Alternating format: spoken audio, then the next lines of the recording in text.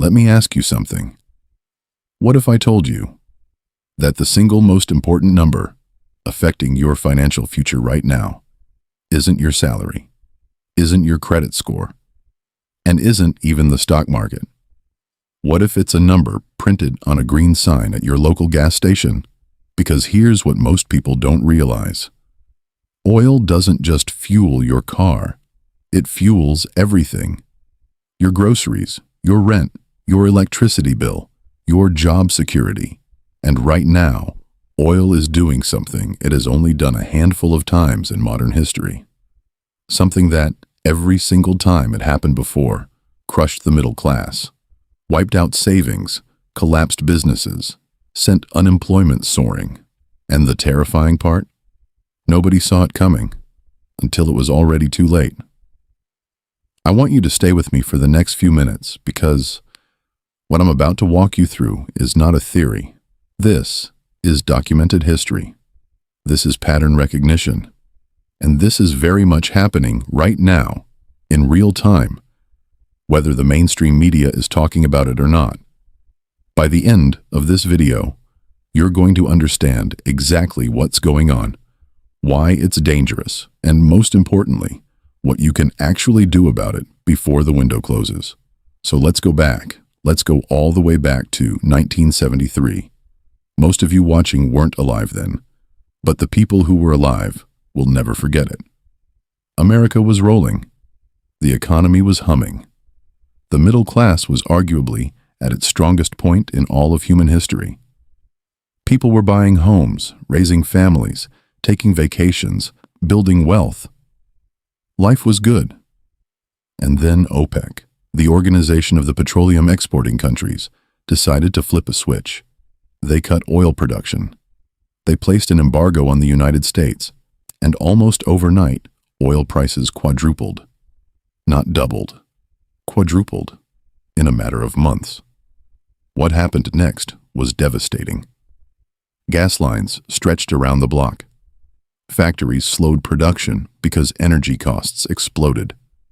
Trucking companies couldn't afford to move goods. Grocery stores raised prices because shipping cost more, because packaging cost more, because farming cost more. Everything that used energy, which is everything, got more expensive all at once. Inflation tore through the economy like a wildfire. And the Federal Reserve, trying to fight that inflation, raised interest rates so aggressively that they triggered a brutal recession. Unemployment spiked. Families who thought they were financially stable suddenly found themselves underwater. And that prosperous, thriving middle class? It took nearly a decade to recover. An entire decade. And here's what's chilling. That exact same sequence of events happened again. It happened in 1979 when the Iranian Revolution disrupted oil supply and prices spiked again. It happened slowly through the 2000s when oil climbed from around $20 a barrel to nearly $150 by 2008, contributing to the conditions that eventually triggered the global financial crisis. Same movie, slightly different cast, every single time. Now I know what some of you might be thinking. You're thinking, okay, but that was then. We have electric cars now. We have renewable energy. We're less dependent on oil than we used to be. And I hear you. But here's the reality check. Right now, in this economy, oil and energy prices still flow through every single layer of your daily financial life. About 90% of all global goods are still transported using oil-powered vehicles. Fertilizers and pesticides used in agriculture are still largely petroleum-based. Plastics, which are in practically everything you buy, still come from oil. The heating in your home, the cooling in your office, the electricity at your gym, at your kids' school, at the hospital, all of it is still deeply tied to energy prices. We are not as detached from oil as we like to think we are. And right now, oil is behaving in a way that should make every middle-class household in the world sit up and pay very close attention. Supply is being squeezed from multiple directions simultaneously. OPEC nations have been cutting production, Geopolitical tensions across the Middle East, Ukraine, and other energy-producing regions are introducing massive uncertainty into global supply chains. At the same time, demand is not dropping. In fact, demand from emerging economies like India and China is surging. You have a shrinking supply meeting a growing demand, and you don't need a finance degree to know what that does to prices. But here's the part that makes this particularly dangerous right now, and this is what separates this moment from previous oil shocks. In 1973, households had significantly more savings as a percentage of income. Consumer debt was manageable. And critically, the Federal Reserve had more room to maneuver. Today, the average American household is carrying record levels of consumer debt.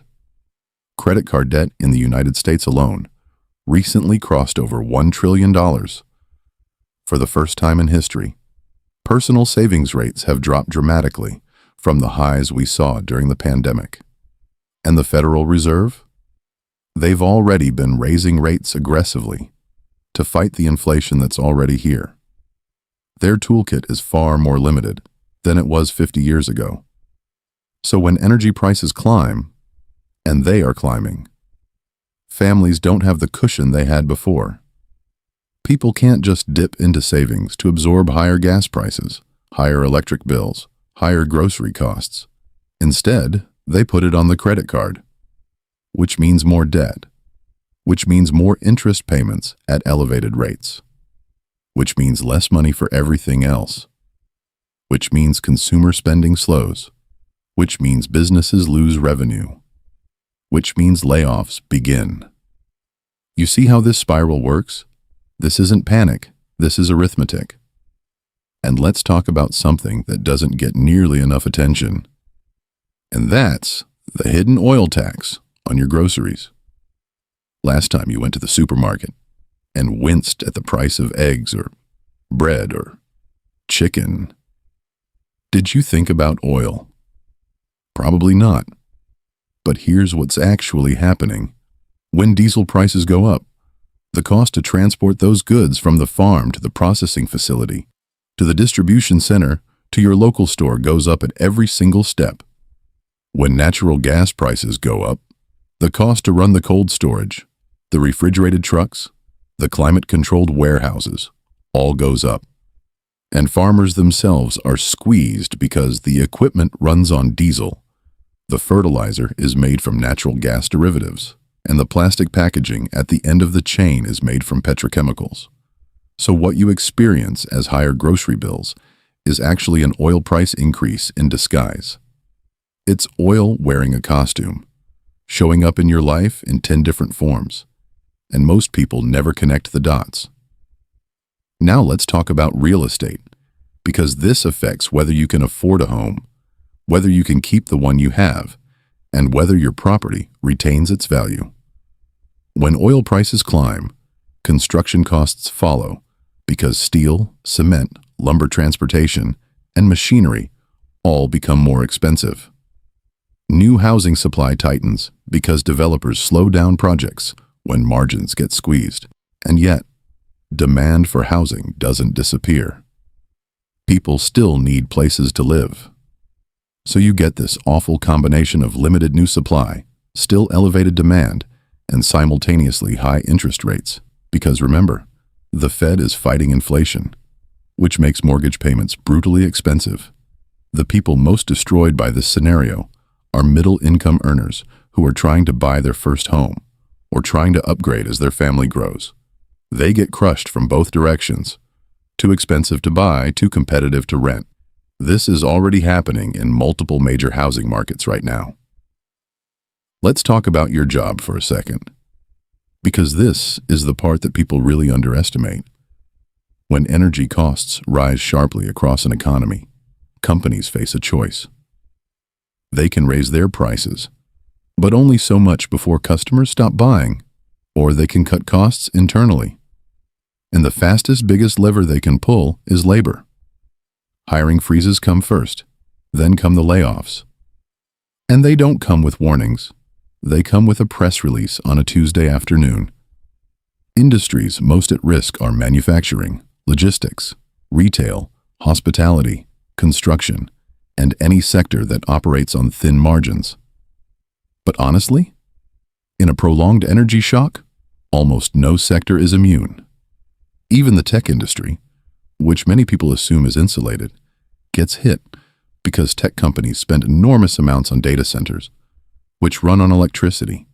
And when energy prices rise, operating costs climb, and margins compress, and suddenly the pressure is on. The history here is uncomfortably clear. In the 12 months following the 1973 oil shock, unemployment in the United States rose significantly and didn't peak until years later. Following the 1979 shock, unemployment eventually topped 10%. These numbers aren't statistics. These are millions of families losing income, losing their homes, losing their retirement savings, losing years of financial progress in a matter of months. So what can you actually do right now? Because I don't want this to be a video that just scares you and sends you on your way. That's not the point. The point is awareness and action.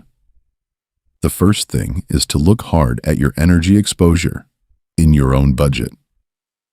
What percentage of your monthly spending goes toward gas, electric, heating, and food? If that number is high and you have no buffer, that's your most urgent problem to solve. Can you reduce usage? Can you lock in energy rates if that's available in your area? Can you build even a small cash cushion in the next 90 days? The second thing is to look at your debt. High-interest variable debt. In a rising rate environment during an inflationary oil shock is genuinely one of the most dangerous financial positions you can be in. If you have credit card debt, attacking that debt aggressively right now is not just good financial hygiene. It is a defensive strategy against a very specific macroeconomic threat. Third, think about how your income is positioned. Is your job in an energy-sensitive industry?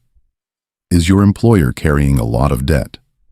Is your income diversified, or is it entirely dependent on one source that could be vulnerable? This is the time to be honest with yourself about that.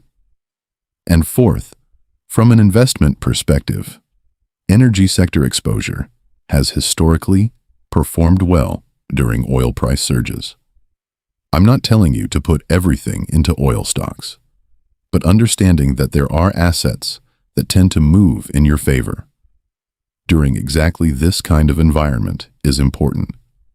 Commodities, energy equities, inflation-protected securities. These are conversations worth having with a financial advisor right now, not 6 months from now, when everyone else has already reacted and the opportunity has moved. Here's the bottom line. The middle class doesn't get wiped out all at once. It doesn't happen in a single dramatic crash. It happens slowly at first, through rising costs that chip away at purchasing power month after month. Then faster, when job losses begin and debt becomes unmanageable. Then suddenly, when the cumulative damage becomes impossible to ignore. And by the time most people realize what's happening, the window to protect themselves has already closed. Oil has done this before. It has sent the exact same signals before. And right now, in 2024, and into 2025, those signals are flashing again. Whether you choose to notice them is entirely up to you. But I genuinely believe that the people who pay attention right now, who take even small and deliberate steps to protect their financial position over the next 12 months, will look back and be grateful they did. If this video made you think differently about something you thought you already understood, please share it with someone who needs to hear it. Subscribe if you want to keep seeing content that actually connects the big macroeconomic picture to what it means for your real everyday financial life. I'll see you in the next one.